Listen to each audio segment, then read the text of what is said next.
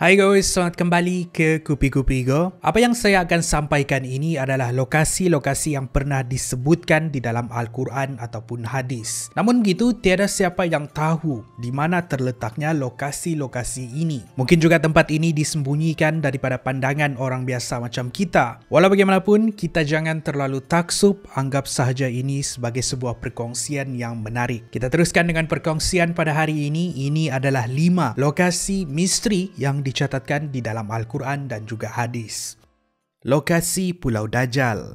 Rata-rata kita di sini tahu tentang kisah Dajjal. Diceritakan di dalam hadis, ada satu ketika Nabi Muhammad SAW menceritakan kisah yang disampaikan kepada baginda oleh seorang sahabat yang bernama Tamim Ad-Dari. Menurut kisah sahabat ini, ketika dia dan 30 orang lagi lelaki berlayar merentasi lautan bergelora, kapal laut mereka dialun ombak sehinggalah mereka terdampar di sebuah pulau. Di situ mereka dikejutkan dengan kehadiran seekor makhluk berbulu yang memperkenalkan diri dia sebagai Al-Jassasa.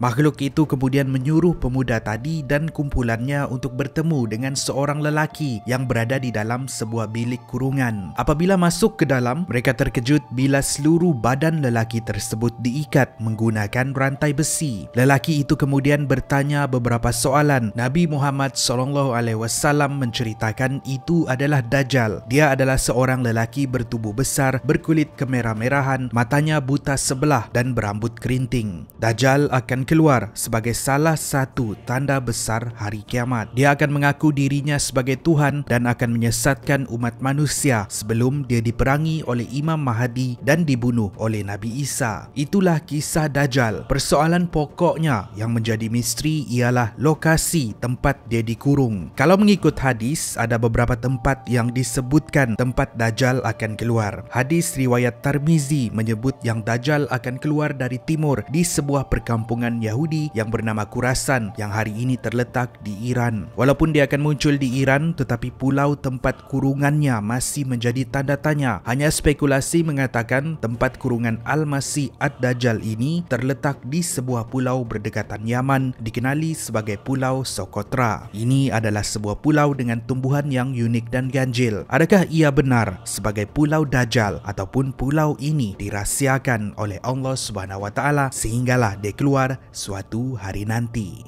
Lokasi seterusnya ialah lokasi tembok Yajuj Majuj. Seterusnya ialah kisah Yajuj Majuj, dua kaum manusia yang hidup di sekitar zaman Raja Zulkarnain, iaitu seorang raja yang hebat dan adil, diceritakan di dalam Al-Quran surah Al-Kahfi yang hidup ribuan tahun dahulu. Yajuj dan Majuj seperti yang diceritakan di dalam Al-Quran ialah kaum manusia yang membuat kerosakan di sekitar kawasan tempat tinggal mereka. Mereka juga menzalimi penduduk sekeliling sehinggalah ada satu ketika apabila Raja Zulkarnain dan bala tenteranya sampai di situ, penduduk tempatan meminta bantuannya untuk membuat dinding memisahkan mereka. Penduduk tempatan juga menawarkan bayaran, tetapi Raja Zulkarnain menolak bayaran tersebut. Tetapi dia meminta penduduk tempatan mengerahkan tenaga mereka membina satu tembok campuran logam dan tembaga untuk menutup seluruh kawasan tempat tinggal dua kaum ini yang terletak di antara dua bukit. Raja Zulkarnain pun berkata, mereka tidak akan dapat memanjat ataupun menembusi tembok itu. Ini seperti yang diriwayatkan di surah Al-Kahfi ayat 95 sehingga 97. Tidak sehingga ada satu ketika dengan izin Allah Subhanahu wa taala tembok tersebut akan pecah dan kaum ini akan keluar dan membuat porak-poranda di muka bumi. Nabi Muhammad SAW pernah memberikan gambaran yang tembok Yajuj dan Majuj sudah pun terbuka sedikit. Baginda menemukan hujung jari telunjuk dengan hujung ibu jari sebagai gambaran. Yang menjadi persoalan ialah di mana tembok Yajuj Majuj ini berada. Ada yang percaya ini adalah tembok besar China. Ada yang percaya tembok ini berada di sebuah daerah yang bernama Badaling di China. Selain daripada itu, ada yang berpendapat tembok ini terletak di kawasan pergunungan Azerbaijan dan Romania. Ada juga yang percaya ia terletak di antara pergunungan Uzbekistan dan Kyrgyzstan. Walau bagaimanapun, ini semua hanyalah spekulasi. Tiada siapa yang tahu di mana sebenarnya terletak tembok Yajuj dan Majuj dan ia kekal misteri sehingga hari ini. Lokasi seterusnya ialah Nakhoda Nabi Nuh. Seterusnya ialah kisah Nabi Nuh alaihissalam. Rata-rata kita tahu yang Nabi Nuh hidup selama 950 tahun. Dia berdakwah tetapi hanya mempunyai kurang dari 80 orang pengikut. Disebabkan kecewa terhadap kejahilan kaumnya sendiri, Nabi Nuh memohon kepada Allah Subhanahu wa taala untuk diturunkan azab. Allah Subhanahu wa taala kemudian mengarahkan Nabi Nuh untuk membina sebuah batra yang sangat besar dan membawa pengikut-pengikutnya untuk naik. Malang sekali bila anak lelaki dan istrinya enggan untuk naik dan tenggelam. Apa yang menarik, seluruh dunia dilanda banjir besar. Bila banjir surut, anak Nabi Nuh iaitu Kanan, Yafit, Sam dan Ham menjelajah ke seluruh dunia dan keturunan mereka membentuk populasi dunia yang pelbagai bangsa. Contohnya, orang Arab dan Eropah dari keturunan Sam, orang kulit hitam di Afrika dan Mesir dari keturunan Ham, dan keturunan orang Asia dari keturunan Yafits. Yang menjadi misteri ialah lokasi di mana bahtera Nabi Nuh terdampar. Ada yang percaya ia terletak di Gunung Agidal di Turki. Ada yang percaya ia terletak di Gunung Padang di Indonesia disebabkan gunung tersebut seperti piramid. Ada juga yang percaya bahtera Nabi Nuh ini terletak di selatan Gunung Ararat. Walaupun begitu, ini semua hanyalah spekulasi. Tiada bukti sahih mengesahkan perkara ini, membuatkan lokasi sebenar bahtera Nabi Nuh kekal misteri. Seterusnya ialah lokasi Telaga Ainul Hayat.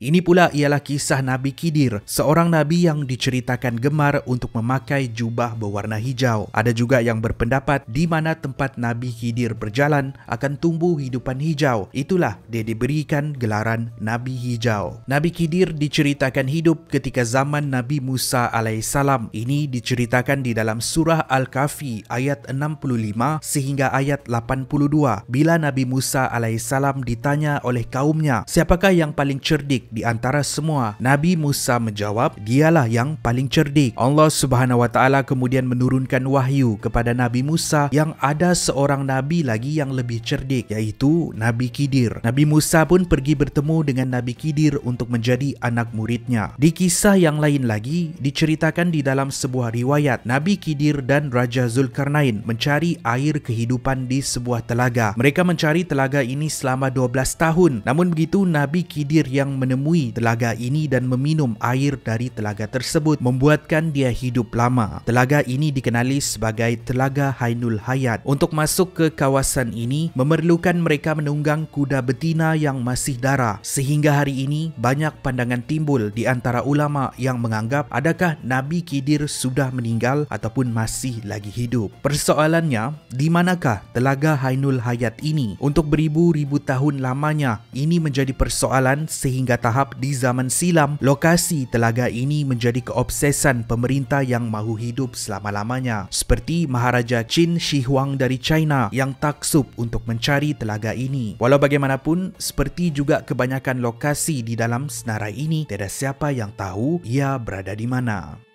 Lokasi terakhir di dalam Al-Quran yang masih lagi misteri ialah lokasi harta karun.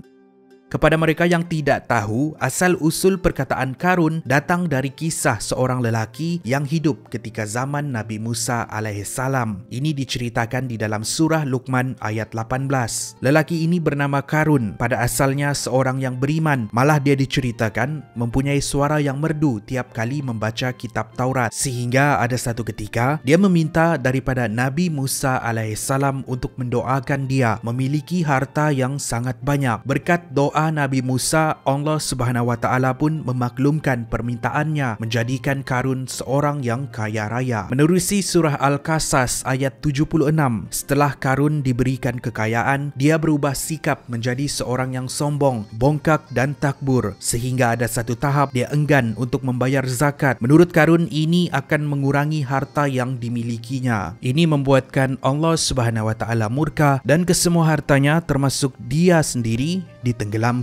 Hari ini ramai yang berpendapat tempat Karun ditenggelamkan ialah di kota Fayum, 60 meter dari daerah Kairo, Mesir. Di sini ada sebuah danau ataupun tasik yang luas. Para ahli sejarawan dan arkeologi belum ada yang mengesahkan kawasan ini sebagai kawasan di mana Karun ditenggelamkan, menjadikan lokasi sebenar harta Karun masih lagi satu misteri. Apa yang pasti, nama Karun ini diabadikan di dalam ayat yang biasa kita pakai hari ini, iaitu harta karun. Terima kasih kerana menonton. Itu adalah perkongsian kita pada hari ini. Macam yang saya cakap tadi, kita jangan terlalu taksub. Kita anggap sahaja ini sebagai sebuah perkongsian yang menarik. Akan lebih banyak lagi episod menarik di Muat Naik pada masa hadapan. Saya jumpa anda di episod yang seterusnya. Kopi Kopi Go, menarik setiap hari.